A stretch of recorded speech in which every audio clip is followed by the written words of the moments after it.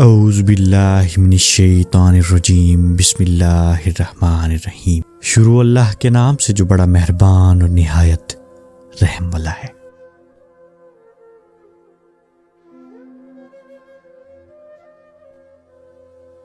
سلطان نور الدین شہید محمد بن زنگی رحمۃ اللہ علیہ کو ایک رات خواب میں رسول اللہ صلی اللہ علیہ وآلہ وسلم کی زیارت ہوئی اور حضور نے دو شخصوں کی طرف اشارہ فرمایا، نور الدین مجھے ان کے شر سے بچا۔ اسی طرح دوسری رات بھی رسول اللہ صلی اللہ علیہ وآلہ وسلم نے خواب میں جلوہ افروزی فرما کر یہی ارشاد فرمایا، اور پھر تیسری رات بھی تشریف لا کر دو شخصوں کی طرف اشارہ فرمایا اور ارشاد فرمایا، نور الدین مجھے ان کے شر سے بچا۔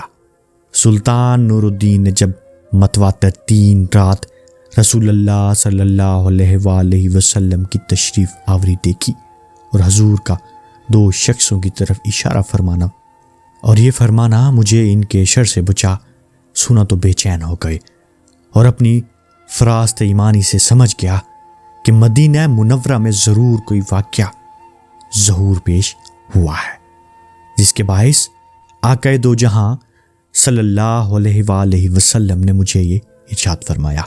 تیسری بار جب رسول اللہ صلی اللہ علیہ وآلہ وسلم تشریف لائے تو رات کا کچھ حصہ باقی تھا۔ سلطان اسی وقت بستر سے اٹھا، بہت سارا خزانہ ہمراہ لے کر 20 مکربان دولت کے ساتھ دمشق سے مدینہ منورہ کی طرف روانہ ہو گیا۔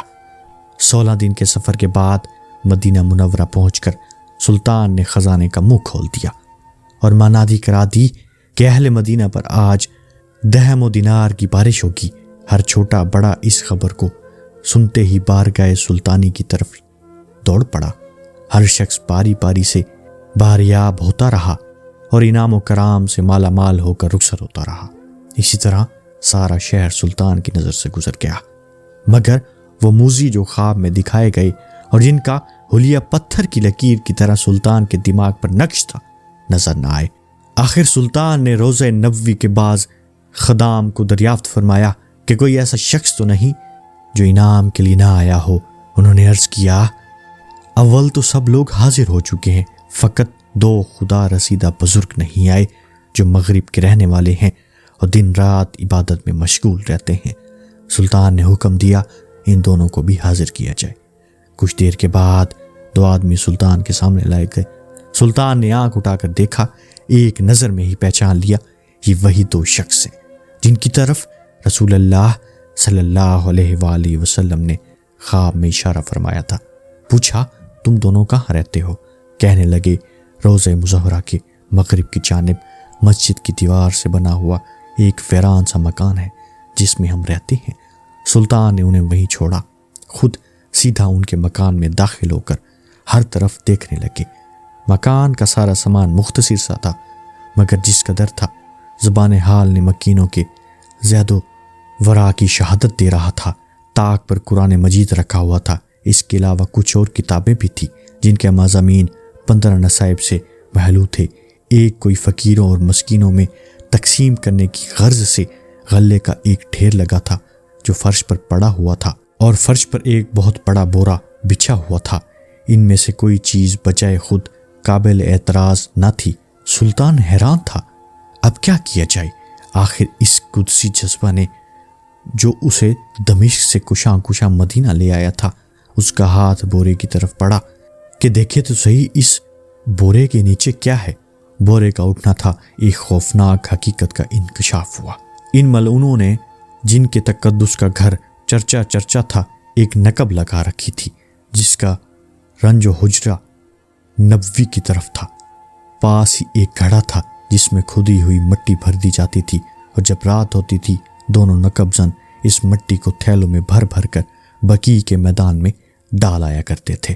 سلطان نے ان دونوں خبیثوں کو موقع پر طلب کر کے غضبناک لہجے میں پوچھا، سچ سچ بتاؤ تم لوگ کون ہو اور تم نے یہ حرکت کیوں کی ہے؟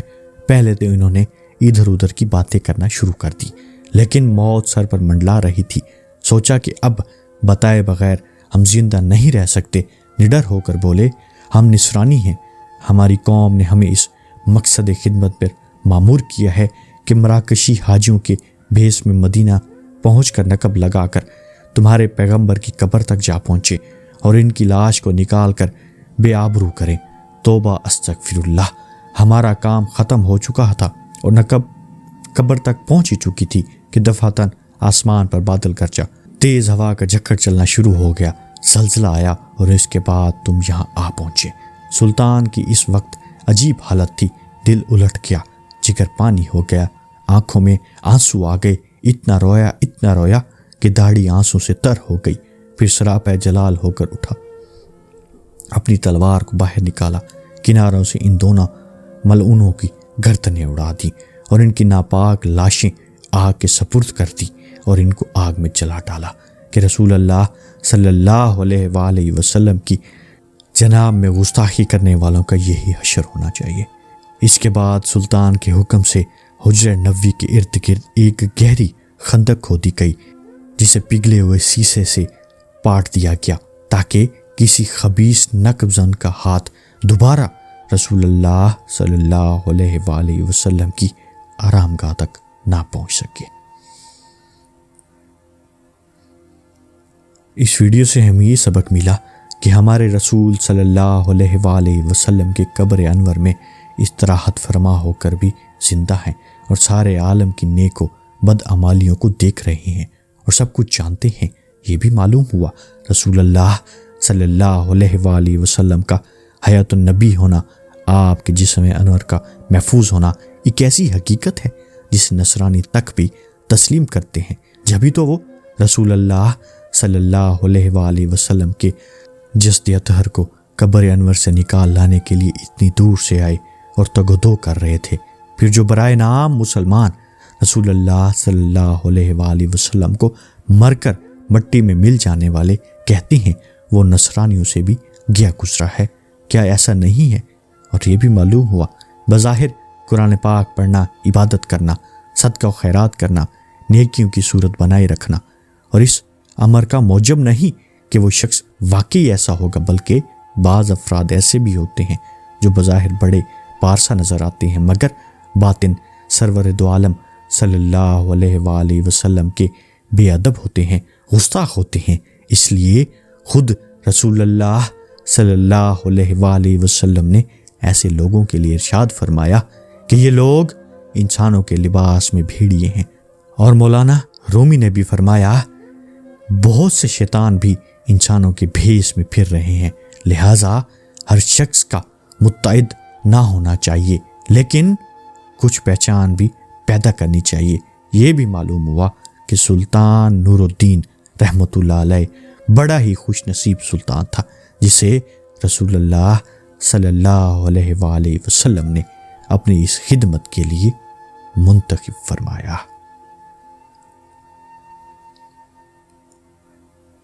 امید کرتا ہوں آپ کو یہ ویڈیو اچھی لگی ہوگی۔ کمنٹ باکس میں اپنی رائے کا اظہار ضرور کیجیے گا۔